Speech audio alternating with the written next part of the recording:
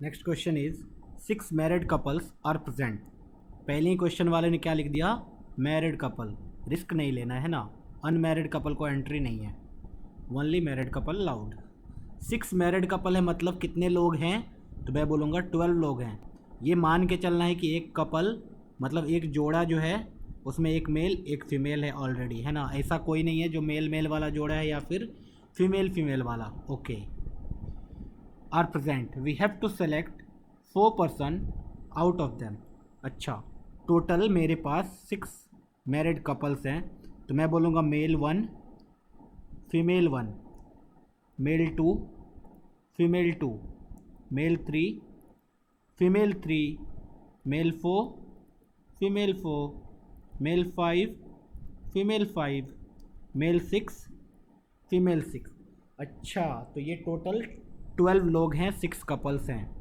हमें कितने लोगों को सेलेक्ट करना है, 4 लोगों को सेलेक्ट करना है।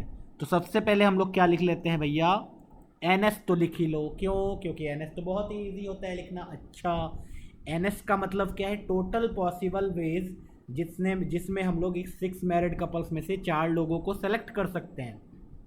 बताओ भाई एन एस कितना आएगा, तो मैं बोलूँगा मेरे पास कितने लोग, 12।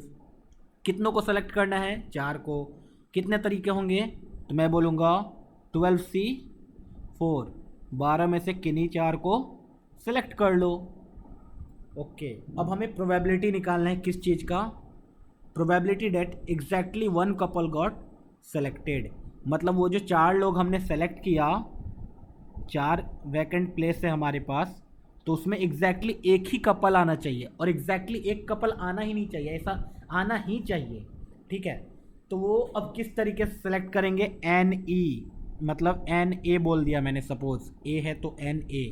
अभी बताओ एन ए कितने तरीके से सेलेक्ट कर सकते हैं, तो इसको मल्टीपल मेथड से हम लोग सोच सकते हैं ना। कोई ऐसे सोचा, मैं एक मेथड बताता हूँ सोचने का। तुमने ऐसे सोचा पहले कि बताओ भाई मेरे पास 4 लोग चाहिए, तो एक कपल चाहिए होंगे, मेल 1 फीमेल 1 मान लिया रैंडम, और बाकी दूसरा क्या चाहिए, मेल 2 लिया तो फीमेल 2 नहीं ले सकते हम लोग। क्या करेंगे, मान लो मेल 3 ले लिया, ये चलेगा। ठीक है, ओके। तो हमने क्या देखा, हमने ये देखा कि हमें एग्जैक्टली कितने कपल्स की ज़रूरत पड़ेगी। 4 लोग अगर सेलेक्ट करने हैं हमें, तो एग्जैक्टली हमें 6 में से कितने कपल्स की ज़रूरत पड़ेगी। मतलब वो जो 4 लोग आएंगे एग्जैक्टली कितने कपल्स से आएंगे, तो मैं बोलूँगा एग्जैक्टली 3 ही कपल्स की तो ज़रूरत पड़ेगी, बाकी 3 तो फालतू हैं। अच्छा, ये एक कपल, ये कोई एक कपल से आया होगा बेचारा, ये कोई एक कपल से आया होगा बेचारा। अच्छा अच्छा, तो एग्जैक्टली हमें कितने कपल्स की ज़रूरत पड़ेगी, 3 कपल्स की। तो मैंने बोला पहले ही क्या करो भैया, 6 में से 3 कपल को सेलेक्ट करो, बाकी तीनों को tata bye bye, tata bye bye कर दिया इनको। ठीक है, कि तुम लोग भैया निकलो। अब मैं तो सेलेक्ट करूँगा इन तीनों में से, इन तीनों में से सेलेक्ट करोगे, इन तीनों को सेलेक्ट कर लिया तुमने। अब तुम कैसे सेलेक्ट करोगे, तो तुम बोलोगे मैं 3 में से कोई एक कपल को सेलेक्ट कर लूँगा, 3 में से कोई एक कपल को सेलेक्ट कर लूँगा, उसको बोलूँगा तुम दोनों टीम में आ चुके हो। अब मेरे पास कितने लोग बचे हैं, 4।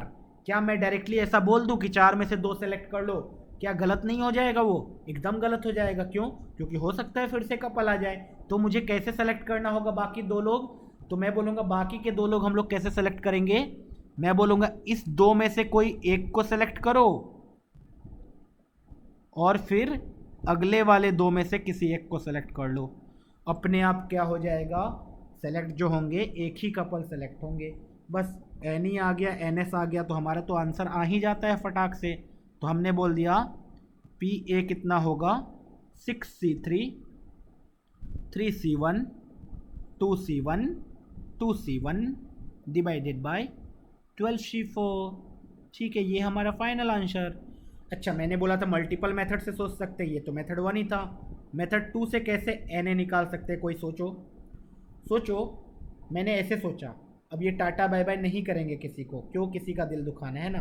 तो हमने सोचा कि ऐसे ऐसे नहीं चलेगा, मैं पहले क्या करता हूँ, 6 में से किसी एक को सेलेक्ट ही कर लेता हूँ भाई। 6 में से किसी एक को सेलेक्ट कर लो, माथा पेची ख़त्म। मैंने एक कपल सेलेक्ट करके टेंशन फ्री हो गया मैं। ओके, अब मेरे पास देखो ऑप्शंस क्या क्या हैं। 6 में से एक सेलेक्ट कर लिया। अब इसमें से बाकी 10 बचे लोगों में से ऐसे सेलेक्ट करना है, ऐसे सेलेक्ट करना है कि एक कपल से आए, दूसरे कपल से आए। चलो, तो मैं क्या बोलूँगा, मैं 5 मेल में से कोई एक मेल को सेलेक्ट कर लूँ। मैं ये सोचा पहले कि 5 मेल में से कोई एक को सेलेक्ट कर लिया, 5C1। तो अगर M2 सेलेक्ट हो गया है तो क्या अब F2 सेलेक्ट कर सकते हैं क्या? बोलेंगे नहीं। तो बचे होंगे कितने लोग? 4 लोग। अच्छा, तो इन चारों में से क्या करूं मैं? किसी एक को सेलेक्ट कर लूं। क्या हमारा आंसर एग्जैक्टली सही आ गया? मैं बोलेंगे नहीं, इसमें अभी बाकी है। क्या बाकी है? तो मैं बोलूँगा उल्टा भी तो कर सकते हैं, मतलब पहले फीमेल सेलेक्ट कर लिया, उसके बाद मेल सेलेक्ट कर लिया, ये भी चलेगा। तो इंटू 2 कर दिया। ऐसे किया कि 6C1 से मैंने क्या किया, सबसे पहले मैं फिर से बता रहा हूँ, 6C1 से मैंने कोई भी एक कपल सेलेक्ट कर लिया। उसके बाद मैंने क्या बोला, अब मुझे 2 लोग सेलेक्ट करने हैं, इनमें से सेलेक्ट करने हैं। अब बताओ, अच्छा इसको हटा दिया, इसमें क्या होगा, केस बनेगा ना अभी। हाँ, मैंने बोला अब जो 2 लोग सेलेक्ट करने हैं उसमें भारी भरकम प्रॉब्लम है। क्या भारी भरकम प्रॉब्लम है? उसमें उसने कंडीशन नहीं दिया कि वो 2 लोग क्या होंगे। तो मैंने बोला हो सकता है दोनों मेल सेलेक्ट हो जाएं, या हो सकता है दोनों फीमेल सेलेक्ट हो जाएं, इसमें भी कोई कपल नहीं आएगा कभी, इसमें भी कोई कपल नहीं आएगा। या हो सकता है एक मेल सेलेक्ट हो, एक फीमेल सेलेक्ट हो, तीनों पॉसिबिलिटी है। तो मैं बोलूँगा 2 मेल सेलेक्ट हो जाए। 2 मेल सेलेक्ट हो जाए मतलब कितने मेल्स बचे हैं? 5।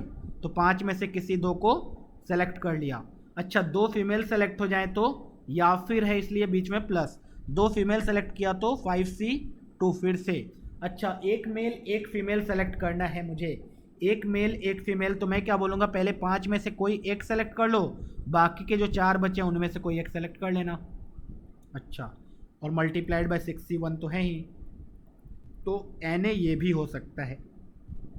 जब इस Na और इस Na को कैलकुलेट करोगे तो दोनों सेम आएगा। हो सकता है कोई और लोग किसी और तरीके से सोच ले, तो कुछ भी पॉसिबिलिटी है ना।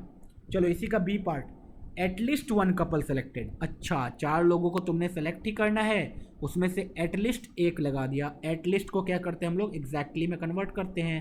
एग्जैक्टली 1 कपल मान लिया, या फिर 2 कपल मान लिया। ओ हो 1 कपल या फिर 2 कपल। अच्छा, 1 कपल मान लिया, तो मैंने बोला 1 कपल का तो आंसर निकाल चुके हम लोग। कैसे? तो मैंने सबसे पहला वाला लिख दिया, 6C3 into 3C1 into 2C1 into 2C1 पहला वाला था। 2 कपल सेलेक्ट, तो ये तो बहुत ईजी है, 6 में से कोई 2 कपल्स को सिलेक्ट कर लो। ये हो गया NB आ चुका है अगर, तो हमारा फाइनल आंसर आ चुका है PB। कैसे? तो मैं बोल दूंगा NB जो भी है उसको लिख दो डिवाइड बाय NS, तो हमें पता ही है 12C4, तो ये हमारा फाइनल आंसर आ जाएगा। अच्छा, नेक्स्ट क्वेश्चन ये है कि 3 vertices of a regular hexagon is selected at random. अच्छा, एक रेगुलर हेक्सागन है, उसको मैं पहले बना लेता हूँ, प्यारा सा रेगुलर हेक्सागन। इसके अंदर अगर रिंग दे दिया जाए तो ये क्या बन जाता है? बेंजीन। अगर ऐसा रिंग हो जाए तो ये हो जाता है बेंजीन। लेकिन हम लोग केमिस्ट्री नहीं पढ़ रहे हैं, मैथ्स पढ़ रहे हैं, इसलिए हेक्सागन बना लिया। ठीक है, हेक्सागन बना लिया। तो अब बोला गया है इसमें से कोई भी 3 वर्टेक्स हम लोग रैंडम सेलेक्ट कर रहे हैं। रैंडम सेलेक्ट कर रहे हैं तो भाई पहले तो NS ही लिख लो। NS लिखने में कोई प्रॉब्लम ही नहीं होता। क्यों? क्योंकि NS ये है कि टोटल नंबर ऑफ पॉसिबल, कितने तरीके से हम लोग 3 वर्टेक्स को सेलेक्ट कर सकते हैं, बताओ। तो मेरे पास कितने वर्टेक्स है? 6 में से कोई भी 3 सेलेक्ट कर लिया। वाह वाह वाह, NS तो आ गया। NS आ गया तो अब मैं क्या बोलूँगा, ABCDEF नाम दे दिया। नाम तो कुछ भी दे सकते हैं, अपने मन से दे दिया। ठीक है, अब बोला गया इस तरीके से सेलेक्ट करो, क्या प्रोबेबिलिटी है जो वो इक्विलैटरल ट्रायंगल हो जाए। अभी सोचो, रेगुलर हेक्सागन जो होता है वो सिमेट्रिक होता है पूरा। इक्विलैटरल ट्रायंगल कैसे बनेगा? अगर ये तीनों DEF सेलेक्ट होगा तो कभी नहीं बनेगा। मुझे पता है इक्विलैटरल ट्रायंगल तभी बनेगा जब ये तीनों सेलेक्ट हो जाए। ओ हो।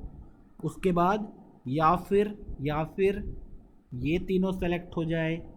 अच्छा, और कोई पॉसिबिलिटी है क्या?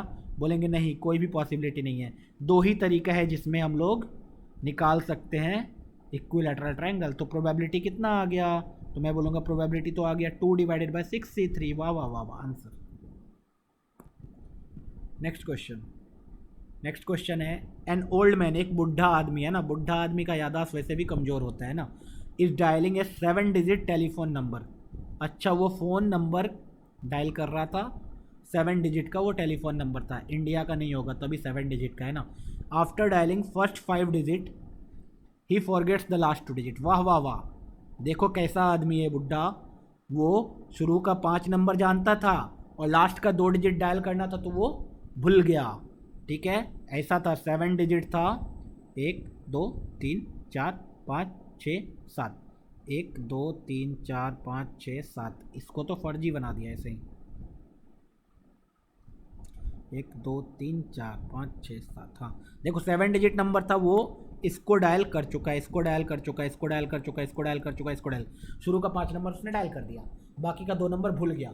अब लेकिन बट ही रिमेंबर्ड, उसको याद है, क्या याद है, that the last 2 digit are different. अच्छा देखो बुड्ढे को क्या याद है कि लास्ट 2 डिजिट जो है वो अलग अलग है। अब क्या है ये नहीं याद है, देख लो अलग अलग हैं, बस ये याद है। तो बोला गया find the probability that he dialled the correct number. क्या प्रोबेबिलिटी है जो उसने सही नंबर डायल कर दिया होगा। तो बताओ पहले, 2 नंबर, 2 फील्ड, 2 प्रॉब्लम, दोनों नंबर अलग अलग है, तो मैं NS कितने तरीके से निकाल सकता हूँ। तो मैंने बोला कितना पॉसिबिलिटी है इस 2 नंबर को डायल करने का। तो वो बुढ़ा बोलेगा मेरे पास 10 डिजिट्स हैं, 10 में से कोई भी डिजिट यहाँ डाल दूंगा, यहाँ 9 डिजिट्स डाल दूंगा, टोटल 10 × 9 डेट इज़ 90 पॉसिबिलिटीज़ है डायल करने का। लेकिन उसमें से हमें प्रोबेबिलिटी किस चीज़ का निकालना है, that he dialled a correct number. अच्छा करेक्ट नंबर का प्रोबेबिलिटी, तो करेक्ट नंबर का पहले बताओ Na कितना आएगा। तो मैं बोलूँगा एग्जैक्टली 1, एक ही नंबर तो करेक्ट होगा, एक ही नंबर करेक्ट होगा तो उसका प्रोबेबिलिटी तो आ ही जाएगा 1/90, ख़त्म। नेक्स्ट क्वेश्चन बोला गया 7 letter word is formed from 4 consonant and 3 vowels. वाह वाह वाह, मेरे पास टोटल 7 लेटर्स हैं और इसमें से 7 लेटर्ड वर्ड भी बनाना है, 1 2 3 4 5 6। अच्छा मेरे पास 4 कॉन्सोनेंट है, 3 वॉवेल्स हैं, ऑल डिफरेंट, सब अलग अलग है, ये बता दिया गया है। बोला गया है find the probability that the word is starting with a vowel. सबसे पहले ये बताओ 7 लेटर वर्ड कितने तरीके से बना सकते हैं। वो तो हमारा क्या हो जाएगा, NS निकालना ईजी होता है तो हमने निकाल लिया। 7 लेटर्स को 7 फैक्टोरियल तरीके से अरेंज करेंगे तो इतने वर्ड्स बन जाएंगे। अच्छा अब हमें NE निकालना है। NE का मतलब क्या है, कितने वर्ड्स ऐसे बनेंगे जिसमें पहला लेटर वॉवेल होगा। तो मैं बोलूँगा मेरे पास कितने वॉवेल्स हैं, 3 वॉवेल्स में से कोई भी एक वॉवेल सेलेक्ट करके पहले यहाँ पुट कर दो, यहाँ पुट ऑन कर दिया। अब मेरे पास कितने डिजिट्स बचे हैं या कितने लेटर्स बचे हैं, 6 लेटर्स, और इधर भी 6, तो उनको रखने का 6 फैक्टोरियल वे। तो प्रोबेबिलिटी ऑफ E कितना आ जाएगा, 3C1 × 6 factorial divided by 7 factorial, ये अपना फाइनल आंसर। वाह वाह वाह। नेक्स्ट क्वेश्चन ये है, बढ़िया क्वेश्चन, इसको स्टार मार्क कर लेंगे, अच्छा क्वेश्चन है। बोला गया let a fair coin is tossed 4 times. क्या अच्छा क्वेश्चन, ईजी तो है, 4 बार एक कॉइन को टॉस किया गया, फाइंड द प्रोबेबिलिटी डेट। बताओ भाई 4 बार टॉस करेंगे तो सबसे पहले तो NS ही लिख लो। क्या हम लोग वो लिखना स्टार्ट करें, हेड हेड हेड हेड लिखना स्टार्ट करेंगे तो बहुत ही टाइम लग जाएगा, ठीक है, तो उसको अभी नहीं लिखते हैं, पहले देखते हैं क्या। तो मैं बोलूँगा 2 to the power 4 that is 16 outcomes हैं, 16 पॉसिबिलिटी है NS का। मैंने ये बताया था कि अगर एक कॉइन को टॉस करेंगे तो 2 to the power 1 number of sample space, 2 coin को टॉस किया तो 2 to the power 2, 3 कॉइन को टॉस किया तो 2 to the power 3, n coin को टॉस किया तो 2 to the power n, तो 4 कॉइन को टॉस किया तो 2 to the power 4 number of sample space, खत्म। अब हमें क्वेश्चन है A, all the outcomes are identical. All the outcomes are identical. Identical का मतलब आए तो या तो चारों पे हेड आ जाए या फिर चारों पे टेल आ जाए। इतना Na कितना होगा, सिर्फ 2 ही तो होगा, 2 ही पॉसिबल वे तो है, या तो सब पे हेड आ जाएगा या तो सब पे टेल आ जाएगा। तो बताओ P ऑफ A क्या होगा। तो मैं बोलूँगा P ऑफ A तो होगा 2/16 डेट इज़ 1/8। वाह वाह वाह। नेक्स्ट क्वेश्चन है the equal number of head and tail. अच्छा इसने क्या बोला, equal number of head and tail आना चाहिए। मेरे कॉइन कितने बार टॉस हुए हैं, 4 बार, तो इक्वल नंबर ऑफ हेड मतलब 2 हेड आएंगे 2 टेल आएंगे। तो क्या ये 2 हेड ये 2 टेल कितने तरीके से आ सकते हैं। तो मैं बोलूँगा टोटल 4 ऑब्जेक्ट हैं, 4 फैक्टोरियल वे से डिवाइडेड बाय 2 एक जैसे 2 एक जैसे, इतने तरीके से आ सकते हैं, डेट इज 6 वे से। 6 वे से अगर तुम देखना चाहो तो देख सकते हो। HHTT हो गया, HT या फिर टी टी एच एच आएगा, टी एच आएगा, एच टी आएगा, टी, इस तरीके से हम लोग अरेंज करेंगे। अभी और कुछ कोई छूट रहा है हमारा, ठीक है। तो ऐसे तो 6 वे से अरेंज कर दिया। अब हमने बोला कि टोटल 6 वे से अरेंज हो चुका है और प्रोबेबिलिटी निकालना है, तो मेरा एन ई आ गया, डेट इज एन बी आ गया 6, और एन एस तो मुझे पता ही है 16, तो हमारा प्रोबेबिलिटी कितना हो गया, प्रोबेबिलिटी ऑफ बी 6/16, ये आंसर खटाक टन टन। चलो C, head and tail occurs alternatively, मतलब हेड टेल ऐसा हो सकता है, हेड टेल आ जाए, टेल हेड आ जाए, दो ही पॉसिबिलिटी है, ऐसे ही ऑल्टरनेट आ सकता है। अच्छा ऐसे ही ऑल्टरनेट आ सकता है, तो एन सी कितना हो गया, मैं बोलूँगा 2, तो पी सी कितना हो जाएगा, मैं बोलूँगा 2 डिवाइड बाई 16, 1/8 फिर से, ठीक है। हाँ इसको देखो, number of head not greater than number of tail, इस लाइन को ही पहले समझना है। Number of head not greater than number of tail, number of head not greater than number of tail, तो इसका मतलब क्या है कि नंबर ऑफ हेड कितना होना चाहिए, या तो नंबर ऑफ टेल के बराबर होना चाहिए या तो उससे कम, नंबर ऑफ टेल के बराबर होना चाहिए या तो उससे कम। तो मैं बोलूँगा या तो एच एस टी टी चलेगा क्या, मैं बोलूँगा हाँ। क्या ये 3 एच वाला चलेगा, बोलेंगे ये नहीं चलेगा, क्योंकि number of head not greater than number of tail होगा। तो number of head not greater than number of tail का मतलब नंबर ऑफ टेल या फिर number of head less than और equal to number of tail. तो मैं बोलूँगा या ये तो चलेगा और ये चलेगा, ये 3 पॉसिबिलिटी है। अभी बताओ ऐसे कितने होंगे, तो मैं बोलूँगा total 4 factorial divided bye 2 factorial एक जैसे, 2 फैक्टोरियल एक जैसे, तो ये कितने आ गए 4 फैक्टोरियल नेक्स्ट प्लस 3, तो ये 4 फैक्टोरियल 3 एक जैसे बाई डिवाइड बाई 3, अगला 4 है तो 4 फैक्टोरियल डिवाइड बाई 4 फैक्टोरियल, ये एक ही तरीका। इतना हो गया मेरा एन डी आ चुका है। एन डी को ध्यान से देखोगे तो this is 2, 3 into 4 6 plus 4 plus 1 that is 11। तो प्रोबेबिलिटी ऑफ डी कितना आ गया, तो मैं बोलूँगा प्रोबेबिलिटी ऑफ डी आ गया 11 डिवाइडेड बाय 16, ठीक है। नेक्स्ट क्वेश्चन क्या है, 6 डाइस आर थ्रोन साइमल्टेनियसली, अच्छा 6 छक्के को एक साथ उछाल दिया। Find the probability that all dice show different phases, अच्छा एक डाइस, दूसरा डाइस, तीसरा डाइस, चौथा डाइस, पांचवा डाइस, छठा डाइस, ओके 1 2 3 4 5 6, 6 डाइस है। बोला गया है क्या प्रोबेबिलिटी है जो 6 के 6 पे अलग अलग नंबर आना चाहिए। तो सबसे पहले तो मैं तो एन एस लिखूँगा भैया, बताओ पहले वाले पे आने का कितना चांस 6, दूसरे वाले पे 6, तीसरे वाले पे 6, चौथे वाले पे 6, पाँचवें वाले पे 6, छठे वाले पे 6, that is 6 to the power 6। N s हमारा 6 टू द पावर 6 है, वाह वाह वाह, एन एस आंसर नहीं है, एन एस हमारा 6 टू द पावर 6 है। ओके तो अब हमें क्या चाहिए, 6 के 6 डाइस पे अलग अलग आए नंबर। तो 6 के 6 डाइस पे अलग अलग तभी आ सकता है जब एक पे 1 आएगा, एक पे 2, एक पे 3, एक पे 4, एक पे 5, एक पे 6।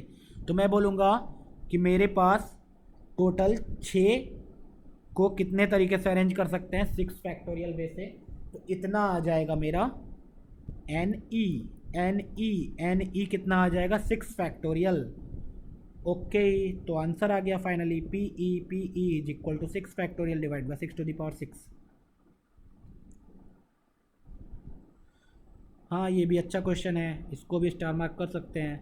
What is the probability that in a group of 100 person, 100 लोगों का ग्रुप है, at least 2 of them will have the same birthday, कम से कम 2 लोगों का तो सेम बर्थडे होना ही चाहिए। अच्छा टोटल डेज 365 मान के चलो एक ईयर में, ठीक है। ओके टोटल हमारे पास टोटल 365 डेज हैं और मेरे पास 100 लोग हैं, क्या प्रोबेबिलिटी है जो कम से कम 2 लोगों का सेम दिन बर्थडे है।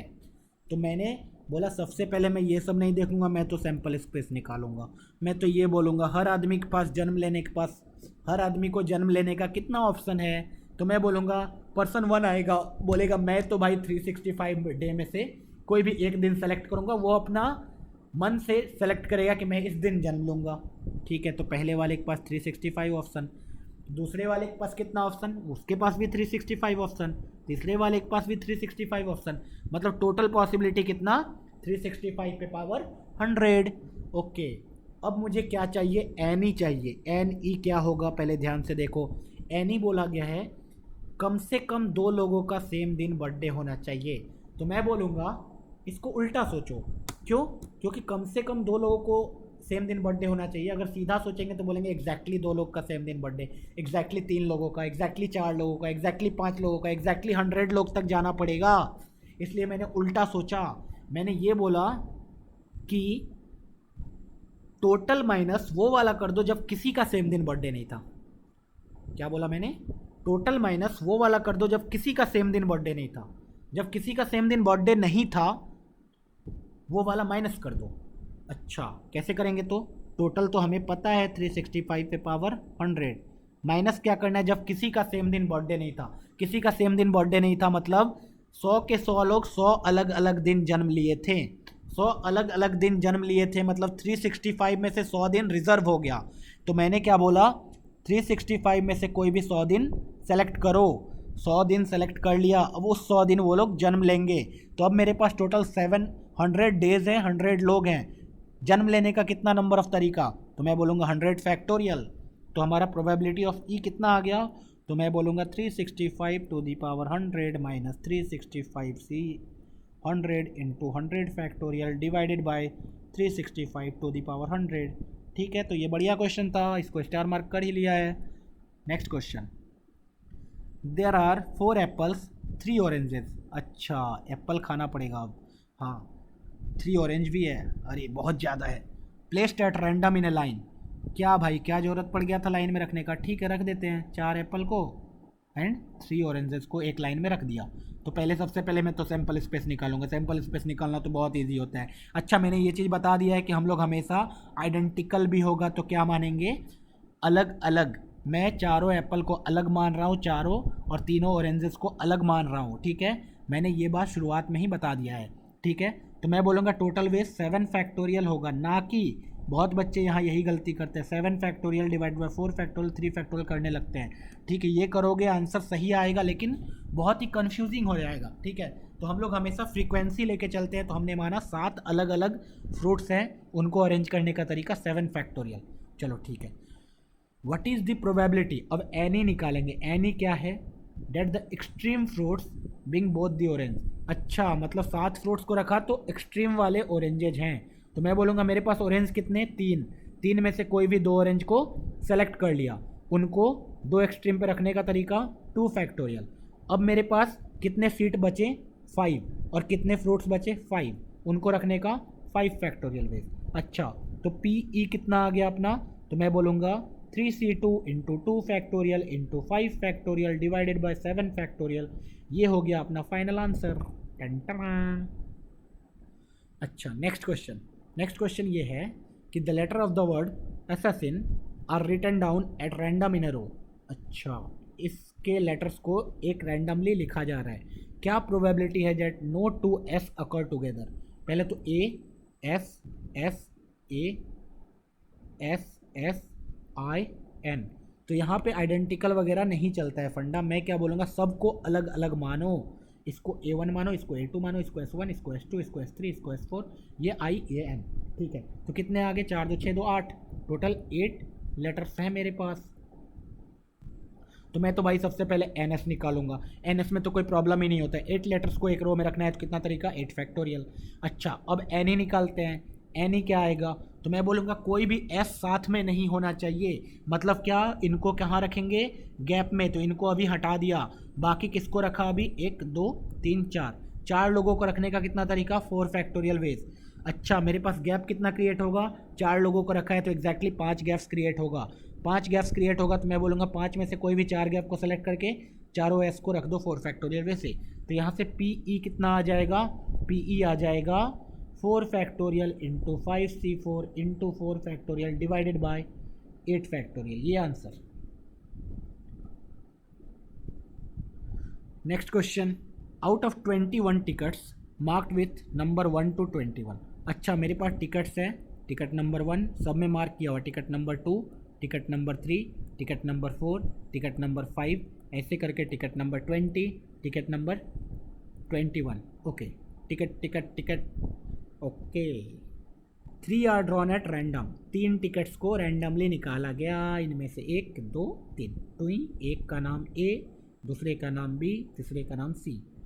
The chances that the numbers on this drawn cards are in AP। ये बहुत ही बढ़िया क्वेश्चन है, इसको बहुत तरीके से किया जा सकता है। एक मैं सबसे सिंपलेस्ट तरीका बताऊंगा, दूसरा तरीका भी बताऊंगा, उससे तुम लोग करना। देखो, बोला गया drawn cards are in AP। अब बताओ क्या क्या पॉसिबिलिटी है AP आने का। तो एक तो सोचने का तरीका हो सकता है जो लेंदी मेथड होगा, तो तुम बोलोगे कॉमन डिफरेंस। कॉमन डिफरेंस या तो 1 का हो, कॉमन डिफरेंस 1 का होगा तो क्या क्या सेलेक्ट किया जा सकता है वो देख लेंगे। 1 2 3 सेलेक्ट हो सकता है, ऐसे पेयर बनाना स्टार्ट करेंगे। 2 3 4 सेलेक्ट हो सकता है, 3 4 5 सेलेक्ट हो सकता है। इसी तरीके से 19 20 21 सेलेक्ट हो जाएगा, चलता रहेगा। ठीक है, कॉमन डिफरेंस 2 होगा तो फिर से बोलेंगे 1 3 5 सेलेक्ट होगा, 2 4 6 सेलेक्ट होगा, इस टाइप से।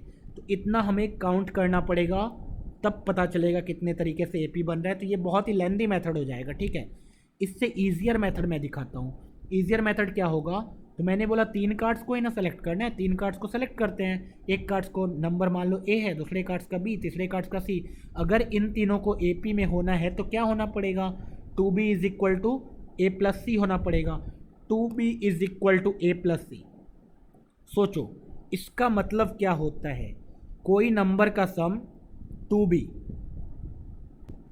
मतलब क्या है कि A+C का सम जिस दिन एक इवन नंबर आ जाएगा, 2 टाइम्स कोई नंबर, 2n नंबर क्या होता है, एक इवन टाइप नंबर होता है ना, इवन टाइप नंबर। ओके, जिस दिन 2 नंबर का सम एक इवन नंबर आ जाएगा, अपने आप AP बन जाएगा।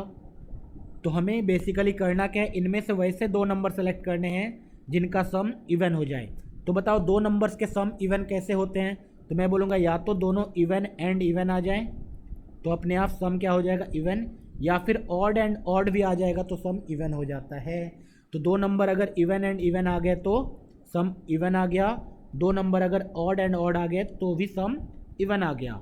ओके, ऑड इवन आएगा तो सम इवन नहीं आएगा। अभी बताओ टोटल 21 कार्ड्स हैं, 21 नंबर्स जो हैं उनमें से कितने इवन हैं, तो मैं बोलूँगा इवन कितने होंगे, ऑड कितने होंगे। बताओ 1 से 20 तक जाते तो एग्जैक्टली कितने इवन कितने ऑड होते, मैं 10 10। 21वां जो है वो इवन आया, ऑड आया, ऑड आया, तो ऑड एग्जैक्टली कितने होंगे 11, इवन एग्जैक्टली कितने होंगे 10। अच्छा, तो पहले वाले का 10 में से कोई एक सेलेक्ट किया, फिर से 10 में से कोई एक सेलेक्ट कर लिया, नहीं, फिर 9 में सीधा डायरेक्टली मैं ऐसे बोल दूँगा 10 में से कोई 2 सेलेक्ट कर लो। ठीक है, या फिर 11 में से कोई 2 सेलेक्ट कर लो। ये आ गया मेरा NE आ गया, तो PE आ गया। PE कितना आ गया, 10C2 plus 11C2 divided by total कितना तरीका है सेलेक्ट करने का, 3 नंबर, मैं बोलूँगा 21C3। NS तो लिखा ही नहीं था इस बार, NS तो 21C3 है। 21 में से कोई भी 3 को सेलेक्ट कर लो, NS आ जाएगा।